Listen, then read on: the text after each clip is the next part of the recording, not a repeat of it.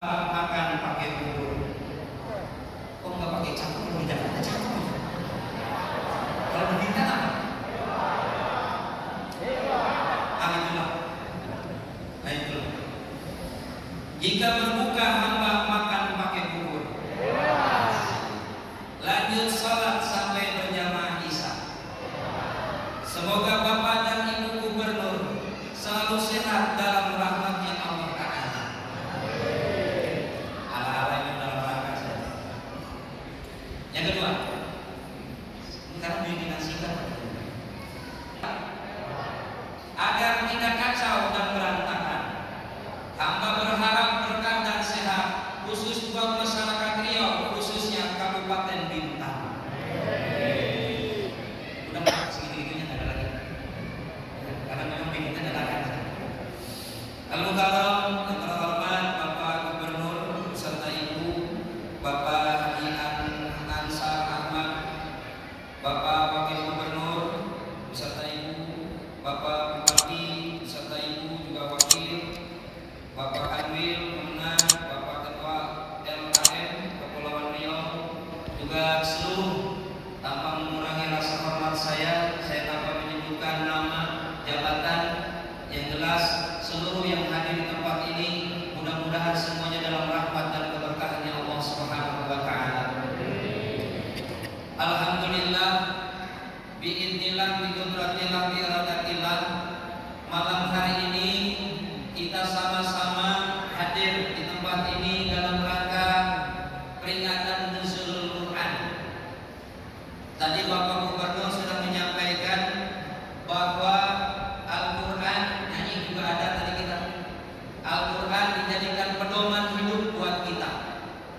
Namun jamaah sekalian, Al-Quran yang dijadikan pedoman hidup tidak akan bisa jadi pedoman hidup itu Al-Quran kalaulah enggak ada, tanpa ada yang namanya yang kita peringatin sekarang, turunnya Al-Quran tanggal 17 Ramadan dijadikan pedoman hidup, bukan hanya dibaca tapi harus dikaji, dipelajari, baru akan ada hikmahnya.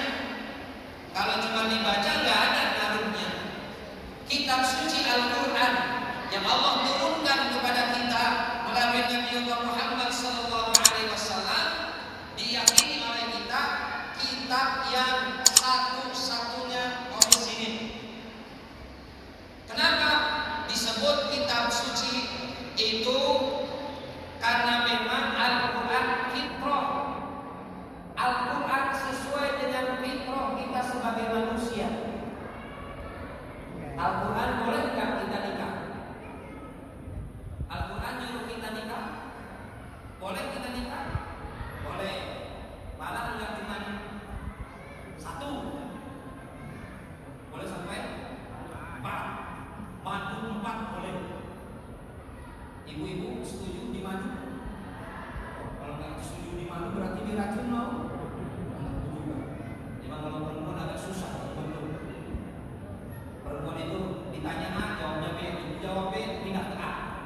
Nah kayak gitu. Kita ajak perempuan ibu-ibu, kalau diajak ke pasar, Bu, mau beli apa? Terserah Bapak. Yang warna hijau atau warna kuning, terserah Bapak. Terserah. Kita beli. Gimana kalau yang hijau? Jangan hijau, Nora. Tadi katanya terserah. Itulah ibu-ibu. Ya, kita nggak jawab salah, jawab intervensi. Itulah makhluk yang paling susah. Oh, dan hidupnya nggak pernah salah, Pak Betul. Nggak pernah salah ibu-ibu, Pak. Saya kiri belok kanan sah. Sah aja ibu. Aneh. Ya, dia marah ke. Jangan pakai dilawan, Pak. Pak Bupati, Pak Gubernur, Pak Wakil. Ibu marah, nggak bakalan menang. Pak Gubernur sama Pak Bupati, Pak Wakil, tegas di kantor. Coba balik, diem, nggak kuat melawan ibu. Apalagi apa yang dibutuhkan oleh manusia, Al-Quran mengatur. Itu yang pertama. Yang kedua, ayat dalam Al-Quran itu tidak bertentangan satu ayat dengan ayat yang lainnya. Tergantung Dan yang ketiga, murninya Al-Quran tanpa ada intervensi makhluk selain daripada Allah Subhanahu wa Ta'ala. Ibu, mohon maaf, tanpa mengecilkan yang lain, Al-Quran diterjemahkan ke dalam bahasa apapun, teks aslinya pasti ada. Benar kan? Benar kan? Quran dibawa ke Jawa, teks aslinya ada, terjemahnya Jawa. Teks aslinya ada dibawa ke Jawa Barat, Sunda ada teks Arabnya, teks Sundanya. Dimanapun teksnya diterjemahkan, teks aslinya pasti ada, dan itu menjaga kemurnian ayat Al-Quran. Dan itulah hebatnya. Beda dengan agama yang lain, mohon maaf tanpa mengucilkan. Agama ini kitabnya diterjemahkan ke bahasa ini, teks aslinya nggak ada, cukup dengan bahasanya daerah masing-masing. Kalau orang Sunda yang nyebut, kalau datang ke kita mungkin orang Melayu nyebutnya ya Allah. Datang ke Sunda mungkin bahasanya ya Gusti mungkin. Datang ke Jawa, datang ke mana beda bahasanya. Tapi Al-Quran teksnya asli. Itu murninya Al-Quran. Dan Allah sendiri yang menjaga keutuhan Al-Quran. Kapanpun, dimanapun ada penyelewengan, jangankan satu surat, satu ayat pasti ketahuan. Itu hebatnya Al-Quran. Gak mesti pakai bahasa Arab. Daripada kayaknya ada ketua kepala Denmark berdoa, daripada berdoa pakai bahasa Arab nggak tahu artinya, nggak diijabah sama Allah. Bukan Allah yang nggak paham, kita yang nggak tahu minta artinya apa. Makanya mohon maaf ibu bapak, kalau minta doa kepada kiai, tanya kiai, ini doa buat apa? Ini untuk apa? Jangan begini. Kiai minta doa, ya amalkan ini. Berapa kiai? 7, baca aja 7.777 kali. Buat apa kiai? Nggak usah nanya, nanti juga terasa. Pasti terasa karena 7.000. Ya, satu doa harus tahu artinya. Yang kedua, doa harus yakin. Jangan berdoa kalau nggak yakin. Ya Allah, saya pengen naik kaki apa sama pulang. Ya nggak usah doa. Ngapain minta doa kalau nggak yakin? Yang ketiga, doa itu nggak boleh terlalu rinci, nggak boleh terlalu detil. Ya Allah, saya pengen punya rumah 2 lantai ya Allah, yang atasnya pakai bajarinya pakai gembel lempong ya Allah. Kalau bisa jangan pakai sepak, pakai bata merah ya Allah. Kamar mandinya ada 6, kamar tidurnya 2, dia mau bikin kamar mandi ya. Halaman rumahnya 200 meter, terlalu detil, nggak boleh. Ya Allah, saya kerja di Pemda ya Allah, saya juga di rumah warung ya Allah, ada odol, ada rokok, ada sapu, ada kerupuk, ada keripik ya Allah, disebutin merek rokoknya, nggak usah. Cukup, ya Allah, saya kerja di Pemda, saya juga di rumah warung ya Allah, lakukan warung saya dan bangkrutkan warung yang di depan, amin. Gitu. Doa termasuk jahat. Yang ketiga, yang keempat, doa nggak boleh terlalu singkat, nggak boleh.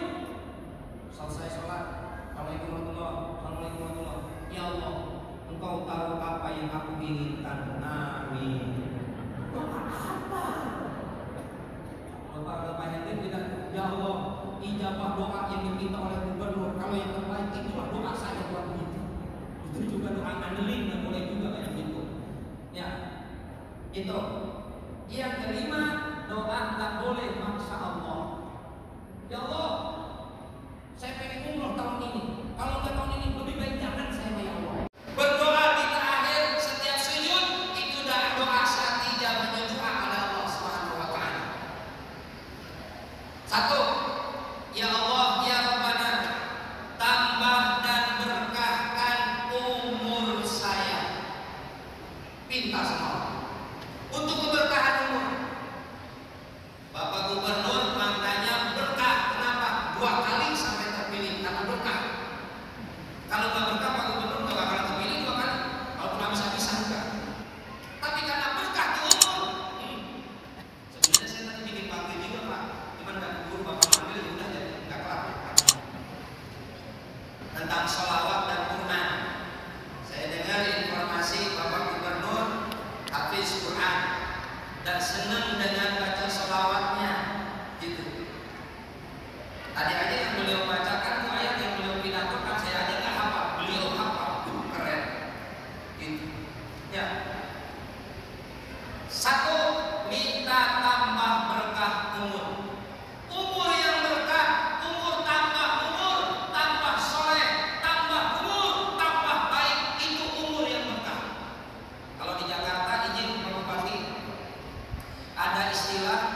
tua-tua keladi.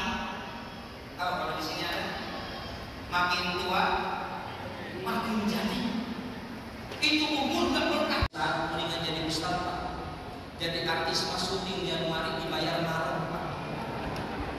Kalau jadi penceramah, belum ceramah udah habis, Pak. Jadi mohon pengertian, udah habis. Dari mana itu beloknya? Ayo, kita ini pun belum benar. Lagi belajar. Yang benar di alam dunia cuma dua.